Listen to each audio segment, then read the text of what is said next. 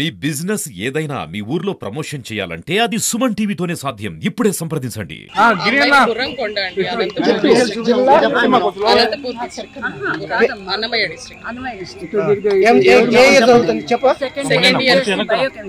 మొత్తం చెప్పు ఎక్కడ ఎలా జరిగింది ఎలా జరిగింది అంటే ఏం చెప్తామండి.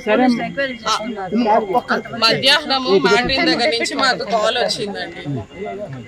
కాల్ వచ్చేటప్పటికి పిల్లలు పైన చూసిన తర్వాత ఆ డోర్ బలవంతంగా తోసేశారు. ఒక 7 మంది పిల్లలు తోసేసి వాళ్ళ అమ్మాయిని దించి పెట్టారు. పెట్టేటప్పటికి వెంటనే మార్టిన్ కి ఇన్ఫార్మ్ చేశారు. మార్టిన్ కింద లంచ్ టైం కాబట్టి మార్టిన్ కింద లంచ్ మెస్ లో ఉన్నారు. మార్టిన్ వచ్చి చూసారు. మార్టిన్ వచ్చి చూసి మళ్ళీ మేము కాలేజ్ లో కూడా లెక్చరర్స్ కాబట్టి మేమంతా కాలేజ్ లో ఉన్నాము. మాకు ఇన్ఫర్మేషన్ రాగానే వెళ్ళామండి. మేడం పాప పేరు ఏంటి, ఏం చదువుతుంది? Anitha, biotechnology, biochemistry, Gurramkonda. జిల్లా మేడం. పేరెంట్స్ ఇన్ఫార్మ్ చేశారు. వెంటనే ఇన్ఫార్మ్ చేశాము. వెంటనే ఇన్ఫార్మ్ చేశాము. పాప బాడీ ఎక్కడ ఉంది? హాస్టల్ అదే రూమ్ లోనే ఉంది. పోలీసులకి ఇన్ఫార్మ్ చేశాము. విజిలెన్స్ వాళ్ళకి ఇన్ఫార్మ్ చేశాము. వెంటనే విజిలెన్స్ వాళ్ళకి ఇన్ఫార్మ్ చేశాం. పోలీస్ వాళ్ళకి ఇన్ఫార్మ్ చేశాం. అమ్మాయి మృతికి కారణం ఏంటంటే పోలీస్ వాళ్ళకి అన్ని ఇన్ఫార్మ్ చేశామండి. వాళ్ళ పేరెంట్స్ కూడా ఇన్ఫార్మ్ చేశారు. అమ్మాయి మాకు చెప్పదు కదండి, మాకేమన్నా చెప్పుకుంటారు. అన్ని పోలీసులు ఎంక్వైరీ చేసుకున్నారు. మాకు కూడా యాజ్ ఎ టీచర్స్ మాకు కూడా బాధగానే ఉంటుందండి. ఉమ్మడి చిత్తూరు జిల్లాలో ఎంతో ప్రసిద్ధిగాంచినటువంటి పద్మావతి డిగ్రీ కళాశాలలో ఇలాంటి సంఘటన జరగడం నిజంగా బాధాకరమైన విషయం. అయితే మధ్యాహ్నం 2:30 సమయంలో విద్యార్థి సూసైడ్ చేసుకొని చనిపోయిందని చెప్పేసి వార్తలు వచ్చాయి.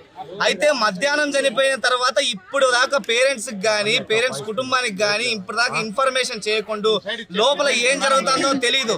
విద్యార్థి ఏం చేసుకొని చనిపోయిందో తెలియదు. విద్యార్థికి ఎవరైనా ఇబ్బందులు పెట్టారా, విద్యార్థిని ఎవరైనా ఇబ్బందులకు గురి చేశారా, విద్యార్థి ఏ విధంగా చనిపోయిందని చెప్పేసి ఇప్పటిదాకా ఇక్కడ ఉండేటువంటి ప్రిన్సిపాల్ కానీ అదే విధంగా డిఓ గారు స్పందించకపోవడం నిజంగా బాధాకరమైన విషయం. ఎందుకంటే గతంలోనే ఇదే ప్రిన్సిపాల్ గా పనిచేసినటువంటి ఆర్ట్స్ కాలేజీలో పనిచేసినటువంటి ప్రిన్సిపాల్ మీద ఎన్నో అలిగేషన్స్ కూడా ఉన్నాయి. విద్యార్థిని వేధిస్తా అని చెప్పేసి ఒక విద్యార్థి రోడ్ ట్రాక్ మీద చనిపోయినటువంటి ఘటనలు కూడా మనం ఎన్నో చూసాం. ఆ ఘటనను మరవక ముందే మరోసారి ఇలాంటి సంఘటన జరగడం నిజంగా ఈ చిత్తూరు జిల్లాలో ఎంతో ప్రతిష్టాత్మకమైనటువంటి పద్మావతి డిగ్రీ కాలేజీలో ఇలాంటి సంఘటన జరగడం నిజంగా శోచనీయం, బాధాకరం. అనిత కుటుంబానికి ఖచ్చితంగా న్యాయం జరగాలి. ఏం జరిగిందో తెలియాల్సిన అవసరం ఎంతైనా ఉంది.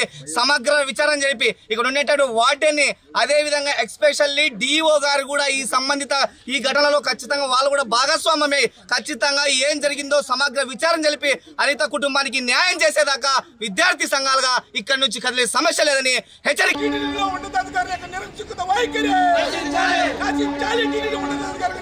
వైఖరి